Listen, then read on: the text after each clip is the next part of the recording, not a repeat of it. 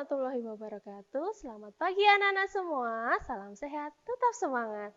Perkenalkan, saya Usdian akan menemani belajar kalian hari ini di kelas 6, tema 2, subtema 1. Tujuan pembelajaran hari ini adalah yang pertama, kalian dapat memahami makna bersatu dalam perbedaan. Yang kedua, kalian dapat mengetahui penyesuaian diri tumbuhan. Anak-anakku, bulan ini adalah bulan yang spesial bagi seluruh rakyat Indonesia. Mengapa?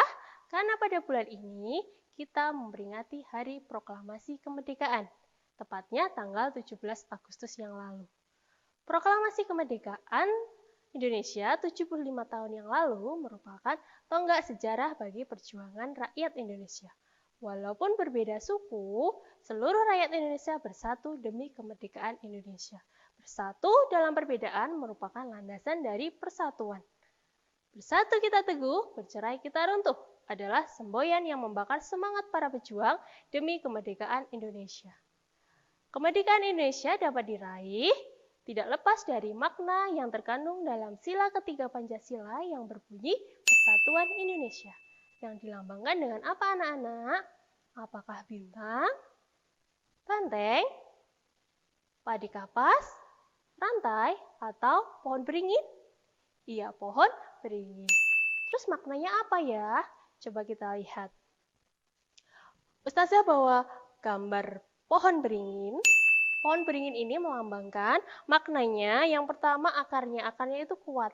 Akarnya kuat dan panjang itu melambangkan persatuan yang kuat, yang kokoh. Kemudian daunnya ini tempat berlindung, sama seperti payung ya, tempat berlindung. Terus apa yang berlindung? Yang berlindung adalah ini akar gantungnya. Akar gantung ini melambangkan keanekaragaman Indonesia. Jadi Pancasila melindungi keanekaragaman Indonesia yang luar biasa banyaknya, sehingga terciptalah suatu persatuan. Bisa dipahami anak-anak?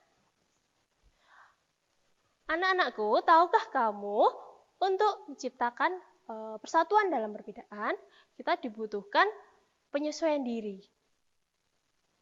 Kenapa? Kita dibutuhkan penyesuaian diri itu agar kita dapat menyesuaikan dengan lingkungannya. Masih ingatkah kamu ada pepatah yang menyatakan bahwa di mana bumi dipijak, di sana langit dijunjung. Adakah yang tahu maknanya? Ya, maknanya adalah ketika kita berada di tempat yang baru, kita harus bisa menyesuaikan diri dengan lingkungan tersebut, sehingga kita dapat diterima dan dapat hidup dengan damai. Hal ini juga berlaku untuk tumbuhan. Tumbuhan ternyata juga perlu menyesuaikan diri dengan lingkungannya untuk kelangsungan hidupnya. Jadi, adaptasi tumbuhan atau penyesuaian diri tumbuhan itu adalah adaptasi. Jadi, adaptasi tumbuhan adalah ciri-ciri khusus yang dimiliki tumbuhan untuk hidup di lingkungan tertentu. Berdasarkan habitatnya, tumbuhan digolongkan menjadi 5 jenis. Ada beberapa jenis, jadi Ustadz akan membahas 5 jenisnya ya. Yang pertama ada hidrofit, kemudian higrofit, xerofit, kemudian halofit, dan yang terakhir adalah mesofit. Kita bahas satu persatu ya. Yang pertama adalah tumbuhan yang masuk ke kategori hidrofit. Hidrofit berarti hidro berarti air. Jadi tumbuhan yang dapat hidup di lingkungan air. Beberapa cirinya, salah satunya ada beberapa ciri ya. Yang pertama itu akarnya di dalam air, kemudian daunnya itu di permukaan air, kemudian yang ketiga batangnya berongga itu untuk agar oksigen itu bisa masuk ke dalam batang dan akar. Contohnya ada teratai, enceng gondok, kiambang, ada kangkung air, itu contohnya. Kemudian yang kedua adalah higrofit. Higro berarti lembab. Jadi higrofit adalah tumbuhan yang hidup di daerah yang lembab. Beberapa cirinya adalah tubuh terdiri dari akar, batang, dan daun. Kemudian batangnya biasanya tidak nampak karena berada di dalam tanah. Kemudian yang ketiga, daun yang masih muda pada umumnya akan melingkar atau menggulung. Contohnya ada tumbuhan paku, ada begonia, kemudian ada juga pakis. Yang ketiga adalah xerofit. Xero artinya kering. Jadi xerophyte adalah tumbuhan yang hidup di daerah yang kering. Beberapa cirinya adalah daunnya itu termodifikasi menjadi duri untuk mengurangi penguapan. Jadi ketika kita berada di tempat yang kering, tumbuhan itu hidup di daerah kering, maka dia harus hemat air. Caranya adalah daunnya termodifikasi sehingga penguapannya lebih sedikit. Kemudian batangnya itu tebal untuk menyimpan cadangan air, kemudian akarnya panjang untuk mencari sumber air. Contohnya, tahu ya, contohnya ada kaktus, ada pohon kurma, kemudian ada lidah buaya. Yang keempat adalah halophyte. Halophyte itu adalah tumbuhan yang dapat hidup dengan baik di daerah yang kadar garamnya tinggi, seperti di pantai atau laut. Contohnya adalah tumbuhan bakau atau mangrove. Kemudian yang terakhir, yang kelima adalah mesophyte. Mesophyte adalah tumbuhan yang hidup di daerah yang tidak terlalu basah dan tidak terlalu kering. Contohnya ada rambutan, ada pohon pepaya, kemudian ada pohon mangga. Bisa dimengerti anak-anak? Kalau bisa, coba sekarang Ustadz punya beberapa gambar, kita tebak. Ini termasuk dalam jenis tumbuhan apa ya? Yang pertama, ini ada teratai. Teratai itu daunnya lebar dan tipis dia untuk mengurangi penguapan, kemudian punya batang yang berongga. Biasanya ada di permukaan air. Ini termasuk dalam, ini hidrofit. Hidrofit. Yang kedua, coba perhatikan. Ini ada gambar, biasanya kalian bisa lihat di sumur-sumur ya, daerah yang lembab. Ini ada tumbuhan seperti ini. Ini namanya tumbuhan paku. Ya, tumbuhan paku ini termasuk dalam golongan, dia hidup di daerah yang lembab, berarti dia hidrofit. Iya, pintar. Hidrofit. Kemudian yang di tengah, pasti tahu ya, ini adalah kaktus. Kaktus termasuk dalam, dia hidup di daerah yang kering. Jadi dia termasuk dalam golongan xerophyte.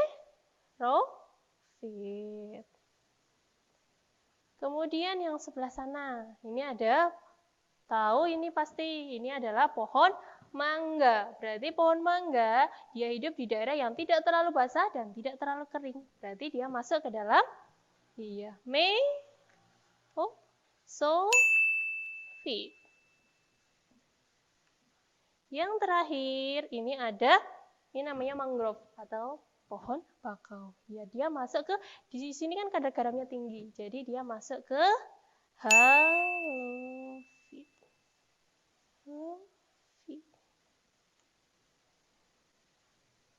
Sudah bisa anak-anak? Harusnya sudah bisa ya.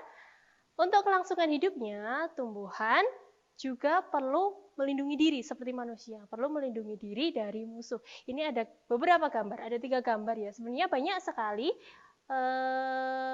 tumbuhan. Setiap tumbuhan itu memiliki cara melindungi diri masing-masing. Ini ada Ustadzah 3 macam ya, yang bisa kalian tebak. Yang pertama ini ada bambu. Bambu dia memiliki apa ini? Ada hitam-hitam. Iya, dia punya.